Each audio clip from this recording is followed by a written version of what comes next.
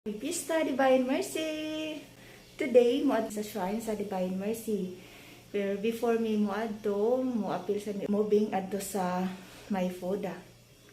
So amo ning pa-blessingan balik ang amo ang Divine Mercy kay ipis karon kapistahan niya karon. Salamat Divine Mercy. Unsa?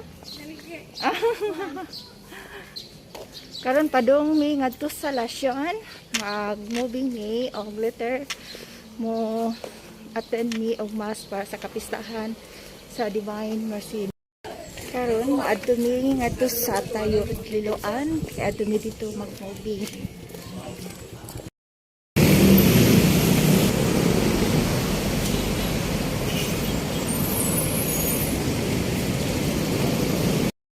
Karon naabot na mis ilang Trixie Marie. Asa man sunod nato ibutang si Divine Mercy, ha? Tana. Uma nimo. Ala. Asa ka gani mo?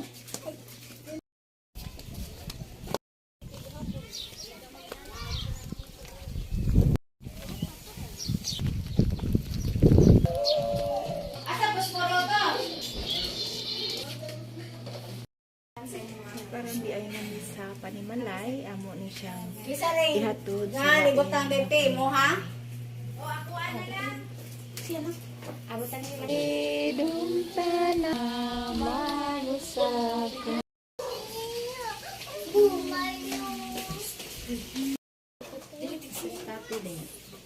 Kami moving dito sa Tayod Liloan o karon moadto na ni sa shrine sa Divine Mercy kay moadto ni sa misa para sa iyang kapistahan. Supporting and family.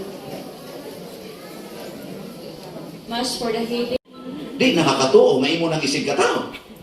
Unsaon nimo paghigugma o pagako sa imong bana nagikan sa iyang kabit. Sige mong negosyo Divine Mercy nga nakigbuwag mo sa imong bana. Pakiguli na mo. Nya mo nimong bana nganong nibalik pang kanako. Nakita nako si Kristo. Sa hay madyan, ikaw. Sa tamparuson tanong ka. Isa may ito ba? Blessed be God forever. Your will be done on earth as it is in heaven. Oh, di ba? Piti-piti. Degas tamparos sa inyo. Aya, muatras pa ka. Muatras pa ka? Di na. Mauna na nahitabo ni Tomas. Wan asya muatras sa nagbato niya. Kaya murag ibato ni Tomas. Niya umang iputlas liyo. Di na siya muatras. Si San Pedro, di na mahadlok atong bilanggo o katong latigo. Sa una, manirado sila silang pultahan. Sa ilang lawak na mitingan, manirado sila kay nahadlok sa mga kadagkuas mga Hudiyo. Pag ingon na ni San Pedro nga, tuhuan na ti ka Lord, nakuyog ka nako, og ang tanang tao diha, ako na nang higugmaon, awa na mahadlok si San Pedro Gipriso siya, gilatigo siya, awa na, okay na dyan kayo. Mag-awit pagpagdaig sa Ginoo, salamat Ginoo, nga gihimo ko nimong takos nga muambit sa imong kasakit.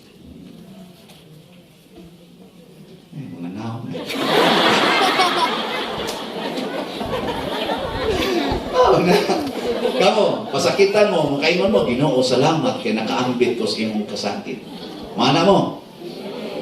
Oh, loos lang mga Ginoo. Sige, manta kong chaplit. Huwag manta ko'y paltaan Rosario pa, simba pag yun. Dunit pag yun ko diha. Para sa imong shrine. Nganong imo maning gitugot na may tabok na ako? Unsa may akong saha? Unsa pa may kuwang? Muna ito mga common questions sa mga taong taphaw o pagtuo. Oh. Pero kung ikaw sakto na gid imong pagtuo, kanang wa na ka mag-agad nga makakita kas Ginoo, di na ka gusto, di na ka mag-agad nakadungog pa kas Ginoo, makahikap ba ka Ginoo, pero nituo ka nga Ginoo naagis imong tupad. Sa dihang kulang tahong gagmay sa imong bana, makaingon jud ka, Lord, mura mo sa Golgota. Imong Ginoo dili oy di pa na Golgota, usab ni Garden of Gethsemane. Sa layo pa Lord, layo pa, travel pa kagamay. Okay, gisugdan ba itong tamparos si Kristo, Garden of Gethsemane pa? Sugdan siya tamparos. Di, experience na din mo si Kristo. Niluta niya ni Lord, kuyog dyan ko ni mo na. This is the way of the cross. Asa man di padong Lord, sa natugaring. Sa ikabot dito, isawa na, divine mercy na na. Nga naman, sa ilubong naman ka dito. Nga mahadlok di kang mamatay. Nga naa naman sa ilalom, sa gahom, sa imong master, ang kamatayon o ang impyerno. Hadlok rin ka na. Di na. Di na ka mahadlok. Iyos ba kung naglingi na yung tupad? Human ka nakadungog sa kaning ipasabot pa Darciano, hadlok pa kamatay. Tingnan ka naman. Kamutan mo? Lingi abay nga, hadlok pa kamatay. Kung mahadlok pa kang mamatay, samot na gyud og ingnon kas Ginoo ibaligya ang tanan nimong katigayunan ug ang halin ihatag ngadto sa mga kabos. Samot na gyud di mo dalo. Okay, kung ato gining buhaton, sundon ginato ang tanang sugo sa Ginoo, kanang ato dang i-construct nga image, kanang dako kay ni statua, mahuman dayon na. Ibaligya na tanan ninyong balay. Di ang halin, ihatag diya.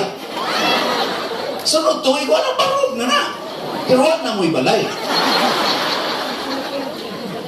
O niya, kung wala kay balay, o sa may imong ma-experience,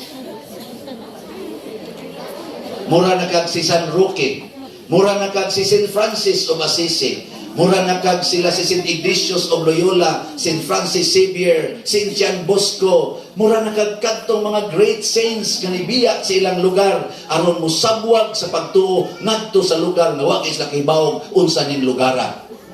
Mura na kag si Pedro Calungsod nga niadto sa Guam, biyaan iyang balay. Mura na kag si San Lorenzo Ruiz di Manila nga nibiya ni ngadto sa Japan, gibiyaan iyang balay hasta iyang asawag mga anak.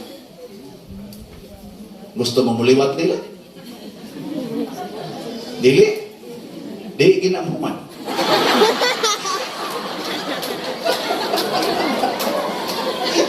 Pag sige ra kitag pangandoy sa damgong dili matuman.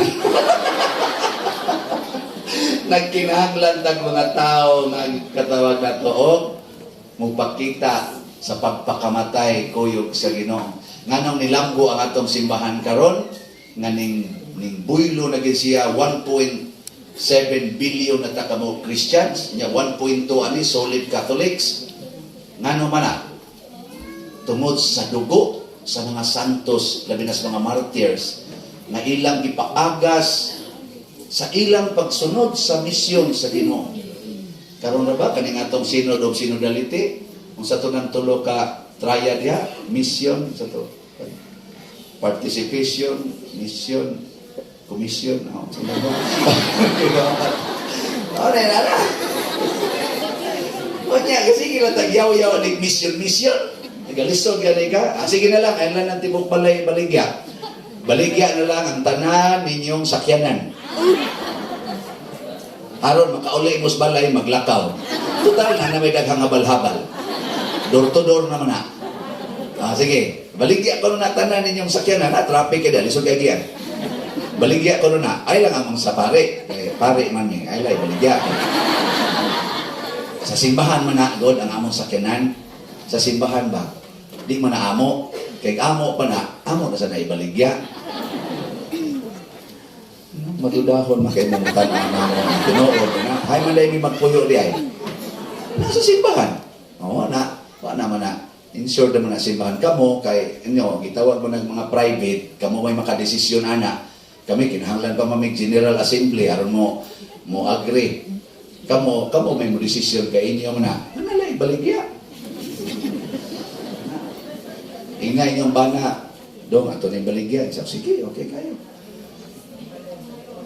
Basta, di ba? Chapter 2, chapter 4, ilang gipamaligya ang tanan, lakip ilang mga uma, ug ang talan halin gihatag ngadto sa mga apostoles.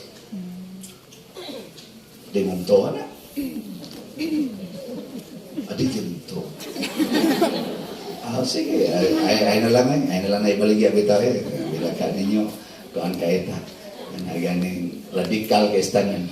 Pero karong panahon na mga igsoon, di nang yawa, porte ng grabihang ni daog sa kalibutan. Gani, iyan ang giguba ang atong mental nga mga convictions. Sa una, maingon man kita nga gihimos Ginoo babae o lalaki. Karon giguba na nasyawa, LGBTQ na kuno ang gihimos Ginoo. Oh, tinuod yun na. Sa una, nilad ng magdog ang lalaki o babae bisag kupot las kamot basta uyab pa. Adto na makakupot kung sinayura na. Nya adto na makadog kung gikasal na. Pero karon wag agani mauyab gikupta na. Hindi ka uyab. Gikuot na. Inigminyo luspad na.